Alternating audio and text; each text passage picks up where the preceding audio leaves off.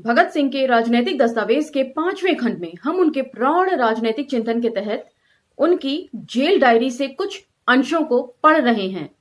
ये अंश छोटे छोटे नोट्स के फॉर्म में उन्होंने लिखे थे अपनी नोटबुक में, और इनको पढ़कर हमें ये तो नहीं पता चलता कि इनके संदर्भ क्या हैं, इसलिए इनकी व्याख्या बहुत ज्यादा नहीं की जा सकती। हाँ, लेकिन कुछ नोट्स ऐसे हैं जिन्हें पढ़कर यह अंदाजा बैठता है कि भगत सिंह ने भारतीय संदर्भों में उन्हें कब और कहां इस्तेमाल किया और किस तरह इस्तेमाल किया, यह भी पता चलता है। और साथ ही यह भी पता चलता है कि कितना ज्यादा वह अध्ययन मनन किया करते थे जेल के अंदर भी। तो चलिए उसी सिलसिले में नोट्स को हम और ज्यादा पढ़ लेते हैं। आभासी दुनिया के मेरे दोस्तों, शालिनी बोल रही हूं। जय भीम, हुल जौहार। तो हमने जहां से छोड़ा था उसके आगे से हम पढ़ रहे हैं रोमन राज्य व्यवस्था। ये कुछ इस तरह से है रोमन राज्य व्यवस्था। रोमनों ने राजनीतिक सिद्धांत में कम ही ऐसा इजाफा किया जिसका प्रत्यक्ष महत्व हो, लेकिन एक घनिष्ठ रूप से संबंधित विभाग यानी विधि शास्त्र में उन्होंने गहरी रुचि वाला एक मूल्यवान योगदान किया। जस सिविक, जस जेंटियम। गणतंत्र के अंतर्गत नागरिक कानून यानी कि जस सिविक के अंतर्गत जस्ट जेंटियम यानी कि राष्ट्र के कानून नाम के ढेरों नियम और सिद्धांत अस्तित्व में आ चुके थे, जो इतावली कबीलों के बीच प्रचलित सामान्य विशेषताओं को प्रतिबिंबित करते थे। तो नागरिक कानून यानी कि जस्ट सिविक कहां से आ रहा है और राष्ट्र के लिए जो कानून है वो कहां से आ रहा है, उसकी व्याख्या यहां पर पता चल रही है। संदर्भ क्या होंगे ये तो हमें नहीं मालूम, लेकिन इसको पढ़कर इतना तो एहसास हो रहा है कि चीजें कहां से, उत्पत्ति कहां से किस चीज की हो रही है, भगत सिंह उसके ऊपर खासा तवज्जो देते थे। Just natural. महान रोमन ज्यूरिस कंसल्ट्स यानी कि कानून विज्ञान के विशेषज्ञ विद इन ब्रैकेट्स है स्टोइकवादियों के विचार से प्रेरणा लेकर धीरे धीरे प्रकृति के कानून यानी कि जस्ट नेचुरल को जस्ट जेंटियम के समरूप मानने लगे कि जो नागरिक कानून होते हैं वे राष्ट्र के कानूनों के बराबर ही होते हैं। इसमें नागरिकों को भी जो है वो प्राथमिकता देने की बात समझ में आ रही है। उनकी शिक्षा थी कि यह कानून दैवीय और शाश्वत था और कि यह किन्हीं विशिष्ट राज्यों के कानूनों से अपनी भव्यता और वैधता से कहीं अधिक श्रेष्ठ था। प्राकृतिक कानून को वास्तव में अस्तित्वमान माना जाता है और इसे नागरिक कानून से संबंध समझा जाता है। तो इस तरह की कुछ व्याख्या मैं नास्तिक क्यों हूं वाले लेख में भी हमने पढ़ी है, भारतीय संदर्भों के साथ जोड़कर जब वे व्याख्या करते हैं कि रूढ़ियों की जो परंपराएं हैं वो जो चली आ रही हैं उनको समय के अनुसार बदलना भी चाहिए। उसी चीज का यहां पर मुझे लगता है कुछ जिक्र सा है जिसमें उन्होंने प्राकृतिक कानून को अंडरलाइन किया होगा और ये बोल्ड लेटर्स में यहां पर भी दिया हुआ है। जैसा कि मैंने पिछले एपिसोड में बताया था कि जिन जिन भी शब्दों को जो उन्हें महत्वपूर्ण लगे उन्होंने अंडरलाइन कर रखा था, और इस पुस्तक में उन शब्दों को अंडरलाइन तो नहीं किया गया है लेकिन बोल्ड लेटर्स में दिखाया गया है। एंटोनियो काल। अब ये एंटोनियाई काल क्या था? रोमन सम्राट एंटोनियम पायस 86 to 161 ईस्वी का शासनकाल 138 to 161 ईस्वी, उसका शासनकाल शांति और उत्तम प्रशासन का काल माना जाता है। तो इसे एंटोनियाई काल बोला जाता है। एंटोनियाई काल में जब रोमन कानून अपना चरम विकास कर चुका था और स्टोइकवादी सिद्धांत सर्वाधिक प्रभावी हो चुके थे, तब विधिवेत्ताओं ने राजनीतिक सिद्धांतों के रूप में नहीं बल्कि न्याय शास्त्रीय रूप से यह सिद्धांत सूत्रबद्ध किया था। सारे मनुष्य जन्मजात स्वतंत्र होते हैं, और इसे भी उन्होंने अंडरलाइन कर रखा है कि सारे मनुष्य जन्मजात स्वतंत्र होते हैं, और कि प्रकृति के कानून से सारे मनुष्य समान होते हैं, जिसका निहितार्थ यह था कि भले ही नागरिक कानून में वर्ग भेद की मान्यता थी, प्रकृति के कानून के समक्ष समूची मानव जाति बराबर थी। कि हम बेशक जितना मर्जी कानून बना लें, लेकिन कोरोना का यदि एग्जाम्पल है संदर्भों में, तो हम पाते हैं कि प्रकृति आपदा जो होती है वे वर्ग और वर्ण नहीं देखती, वो सब पर उसकी मार बराबर पड़ती है। हाँ, जो चेतनाशील मनुष्य है या जिनके पास धन संपत्ति है वो कुछ समय के लिए उस आपदा को टाल जरूर सकते हैं, लेकिन आपदा सब पर एक समान ही भेद नहीं करती, कहने का मतलब है। और दोनों ही जिन शब्दों को उन्होंने अंडरलाइन किया होगा वो यहां पर बोल्ड लेटर्स में है। एक दिखा दिया और ये दूसरा, सारे मनुष्य समान होते हैं। उसके बाद रोमन राज्य व्यवस्था में सामाजिक समझौता। यद्यपि रोमन विधिवेत्ताओं ने नागरिक समाज की उत्पत्ति के तौर पर किसी समझौते को स्वीकार नहीं किया था, फिर भी स्वीकृत अधिकारों और दायित्वों को एक कल्पित लेकिन गैर कानूनी समझौते से निगमित करने का एक रुझान मौजूद था। संप्रभुता के मामले में नागरिक कमिटिया ट्रिब्यूरा का क्या मतलब है? राजकीय या शाही कमेटी जो सम्राट द्वारा गठित की जाती थी, में एकत्र होकर गणतंत्र के स्वर्णिम दिनों में सर्वोच्च सत्ता के रूप में काम करते थे। साम्राज्य के अंतर्गत संप्रभु सत्ता सम्राट में निहित थी और बाद के ज्यूरिस कंसल्ट्स के अनुसार जनता लेक्स रेजिया क्या है? राजकीय कानून। लेक्स रेजिया के अनुसार सर्वोत्तम कमान प्रत्येक सम्राट को उसके शासन की शुरू होते ही सौंप देती थी और इस प्रकार शासन करने और कानून बनाने के अपने सारे अधिकार उसे सौंप देती थी। इसका भी उन्होंने फुटनोट में जिक्र किया है कि इसका क्या मतलब है। इन नोट से जाहिर है कि भगत सिंह ने ग्रीक और रोमन दर्शक का राज्य को विज्ञान समझने के लिए गंभीर अध्ययन किया था। तो जैसे कि एंटोनियाई काल बताया जाता है, जो कि शांति और शासन व्यवस्था का, उत्तम प्रशासन का स्वर्णिम काल भी माना गया है रोम में। और उसकी शुरुआत कैसे हुई है और उसमें क्या क्या चीजें हैं जो सर्वोत्तम उसे बनाती हैं, उन सब चीजों का उन्होंने गहन अध्ययन किया था। और वही सब चीजें वे चाहते थे कि भारतीय जन को भी प्राप्त हों, कि किसी भी शासन व्यवस्था की उत्तमता ही उस देश को उत्तम बनाती है, सर्वोत्तम बनाती है कहना चाहिए बल्कि। तो पृष्ठ संख्या 169 विद इन ब्रैकेट्स 104, मध्य युग। तो ये तो उन्होंने सारा अपना जो प्राचीन काल का था वो। अब उसके बाद मध्य युग के इनके नोट्स हैं। Thomas Aquinas. अब टॉमस एक्विनास कौन थे? टॉमस एक्विनास 1226 से 1274 इतावली दार्शनिक। अब उन्होंने क्या लिखा है के बारे में कहा जाता है कि वे मध्य युग के राजनीतिक सिद्धांत का प्रमुख प्रवर्तक था। उसने रोमन विधिवेत्ताओं का अनुसरण करते हुए एक प्राकृतिक कानून को मान्यता दी, जिसके सिद्धांत मानवीय विवेक में देवीय रूप से निविष्ट किए गए या माने गए। और इसके साथ ही उसने उन प्रत्यक्ष कानूनों को भी मान्यता दी जो भिन्न भिन्न राज्यों में भिन्न भिन्न हुआ करते थे। भिन्न भिन्न राज्यों में भिन्न भिन्न कानून, वो तो हम आज भी देखते हैं, कहीं पे शराबबंदी है, कहीं पर नहीं है। तो ये हर राज्य अपने हिसाब से तय करता है। ये एक बहुत मामूली सा एग्जांपल मैंने आपको दिया, संदर्भों को समझाने के लिए समसामयिक संदर्भों से दिया है। और क्योंकि एक ऐसा संदर्भ है, ऐसा एग्जाम्पल है जो सबको बहुत आसानी से समझ में आ जाएगा। उनका कहना था कि कानून बनाने वाली सत्ता, जो कि संप्रभुता की अनिवार्य विशेषता होती है, सामान्य कल्याण की दिशा में निर्देशित होनी चाहिए और कि उस उद्देश्य की प्राप्ति के लिए उसे बहुसंख्यक जनता और उसके प्रतिनिधि राजा, ये भी चीजें सारी बोल्ड लेटर्स में है नीचे। और नीचे यहां पर फुटनोट है जो मैं आपको साथ साथ पढ़ के सुना रही हूं, से संबद्ध होना चाहिए। उसे राजा, कुलीनों और जनता की मिलजुली सरकार सर्वोत्तम प्रतीत होती थी, जिसमें सर्वोच्च सत्ता के रूप में पोप हो। तो ज्यादातर वहां उस समय भी धर्म से अलग करके कोई चीज शायद सोचना मुमकिन नहीं रहा होगा उस काल में भी। तो एक मिलीजुली सरकार की वो बात कर रहे हैं और जिसकी सर्वोच्च सत्ता पोप के हाथ में हो। तो यहां पर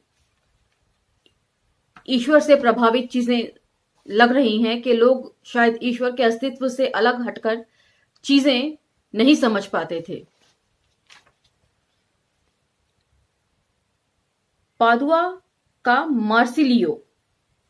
अब ये मार्सिलियो कौन थे? पादुका का मार्सिलियो, ये उनका पूरा नाम है।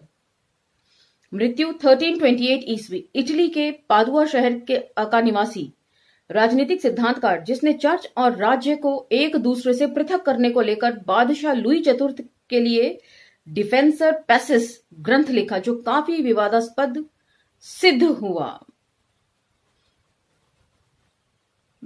होना ही था, क्योंकि थोड़ी देर पहले हमने पढ़ा कि जो भी सर्वोत्तम सरकार है उसका जो लेखा जोखा है, उसमें जो सर्वोच्च सत्ता के रूप में पोप को माना गया है, यानी कि चर्च को माना गया है। और यहां पर मार्सिलियो जो है वो चर्च और राज्य दोनों को पृथक करके देखने की बात कर रहे हैं, जो अपने आप में उस वक्त विवादास्पद रही होगी। तो उसके हम संदर्भों को तो नहीं समझ पा रहे हैं कि संदर्भ में लिखा है, लेकिन फिर भी ये कुछ ऐसे नोट्स हैं जिनकी व्याख्या हम बिना संदर्भों के भी कर पा रहे हैं।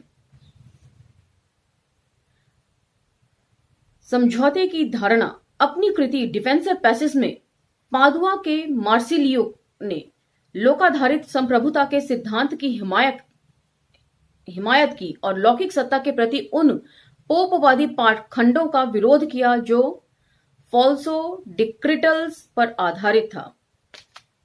लौकिक सत्ता के प्रति उन पोपवादी पाखंडों का विरोध किया, इसे उन्होंने खासा बोल्ड लेटर्स में दिया है, जो एक्चुअल में नोटबुक में अंडरलाइन वर्ड्स रहे होंगे।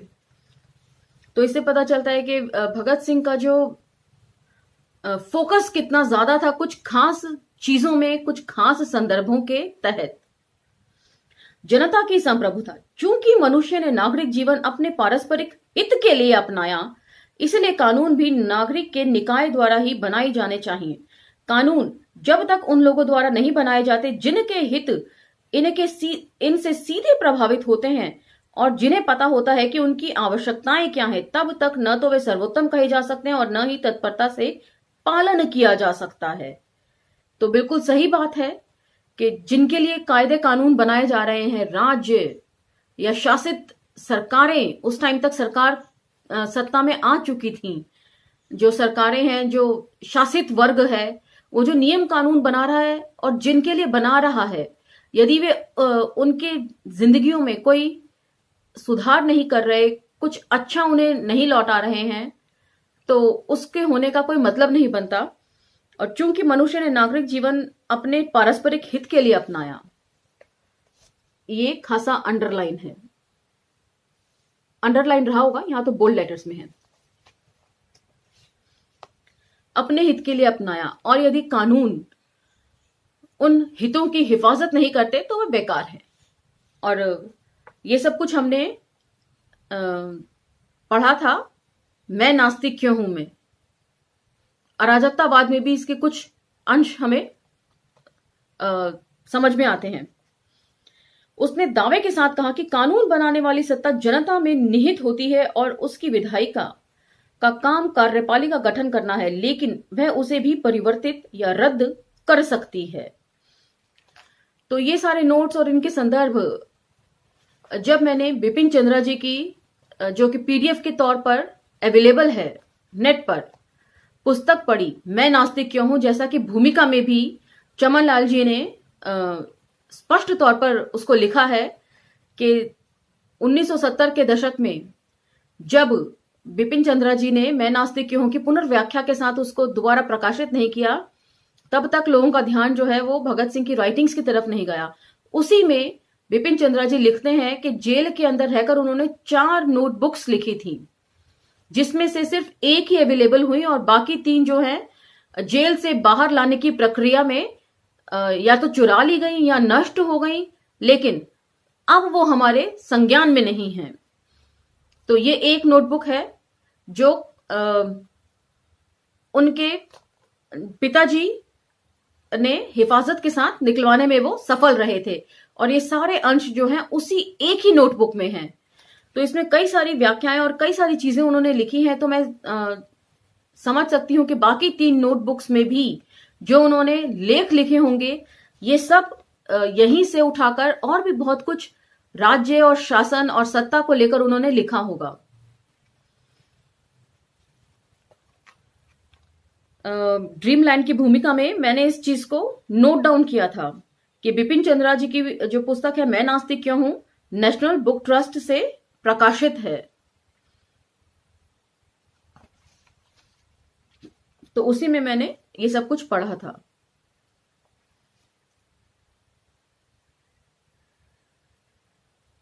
उसने दावे के साथ कहा कि कानून बनाने वाली सत्ता जनता की निहित होती है और कि विधायिका का काम कार्यपालिका का गठन करना है, लेकिन वह उसे भी परिवर्तित या रद्द कर सकती है।